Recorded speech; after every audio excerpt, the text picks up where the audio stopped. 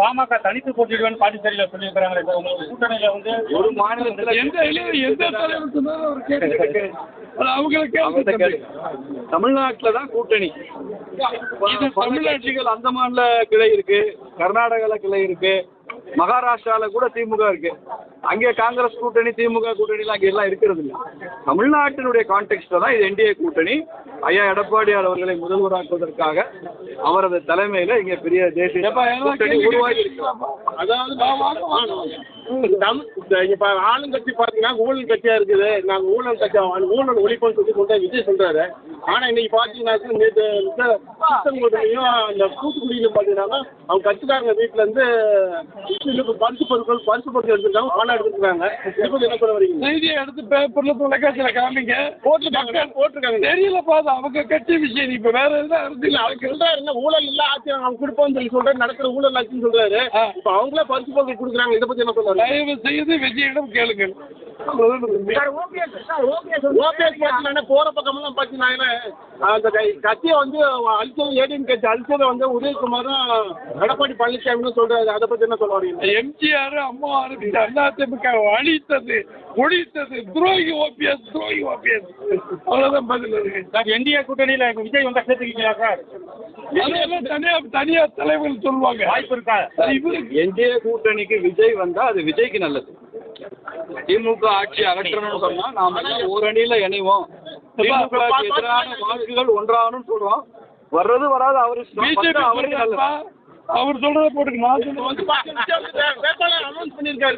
சென்னையில ஃபுல்லா அவங்க ஆளுங்க போட்டி பண்ணி அனௌன்ஸ் பண்ணிருக்காரு. இதை பத்தி யாரு விஜய் வந்து அனௌன்ஸ் பண்ணிருக்காரு. நம்ம மேடையில் இருக்கும்போதா? ஆமா.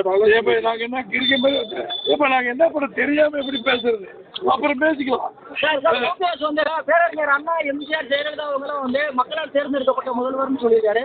மற்றவங்களாம் வந்து மற்றவர்களுடைய அப்பாயின்மெண்ட்ல வந்து முதல்வர்னு சொல்லியிருக்கிறாரு. அவர் துணை சிஎம்மா ஒருங்கிணைப்பாளர் வந்தாரு, கடவுளால் நியமிக்கப்பட்டவரா உட்பட என்ன சொல்லியிருக்காரு? அவரே உட்பட என்ன சொல்லியிருக்காரு? அதாங்க சொல்றேன். அவருக்கு சரின்னா எங்களுக்கு சரி. இதை பத்தி விளக்க சொல்ல தேவையில்லை. இது தேவையில்லாத கேள்வி. போலாமா? கீழடியில 8 இடங்கள்ல மத்திய அரசு வந்து அகழ்வாராய்ச்சி செய்ய உத்தரவு கொடுத்திருக்கு. இது திமுகவினோட விடாமுயற்சின்னு எக்ஸ்ட்ரா முதல்வர் பதிவிட்டிருக்காரு. உங்களுடைய கருத்து என்ன சார்? அது மத்திய அரசுனால வந்ததா இல்ல திமுகனால வந்ததா? மத்திய அரசுனாலதான் வந்திருக்கு. மத்திய அரசு தான் அனுமதி கொடுத்துருக்காங்க. மத்திய அரசுல இருந்து அந்த அனுமதி வர்ற வரைக்கும் மத்திய அரசு தடுக்குதுன்னு சொன்னாங்க. மத்திய அரசு கொடுக்கும்போது மத்திய அரசை பாராட்டணும்ல, வாழ்த்தணும்ல. அது செய்யற மனசு இல்ல. மத்திய அரசு கொடுத்தது சொல்ல வர்றாரு. மத்திய அரசு கொடுத்தது அது அவரது கருத்து. நாங்க கீழடி விஷயத்துல அது வந்து இந்தியாவிலேயே முதன்மை நாகரிகம் தமிழர் நாகரிகம் என்பதுல நாங்கள் பெருமை அடைகிறோம். கீழடியை பற்றிய முழு விவரங்கள் பிரதமர் ஐயா மோடி அவர்களுக்கு ரொம்ப நன்றாக தெரியும். அது ப்ரொசீஜரலா என்ன நடக்கணுமோ அந்த துறை அதை செய்து கொண்டிருக்கிறது. இன்னைக்கு அதுக்கு அப்ரூவல் கிடைச்சிருக்கு, ஒப்புதல் கிடைச்சிருக்கு. நாங்கள் ஐயா நரேந்திர மோடி அவர்களுக்கு நன்றி செலுத்துவோம். இன்னும் சொல்ல போனா கீழடி அகழாய்வு வந்தது அதிமுக ஆட்சியில தான். எடப்பாடியார் முதலமைச்சராக இருக்கும் போதுதான் கீழடி அகழாய்வுக்கான ஆணையிட்டார் என்பது திமுக காரங்க ரொம்ப கம்ஃபர்டபுளா அதை மறைச்சிடுறீங்க வசதியா. இந்த உண்மையில இந்த கிரெடிட் கொடுக்கணும்னா ஏடிஎம்கே கவர்மெண்ட் தான் கொடுக்கும்.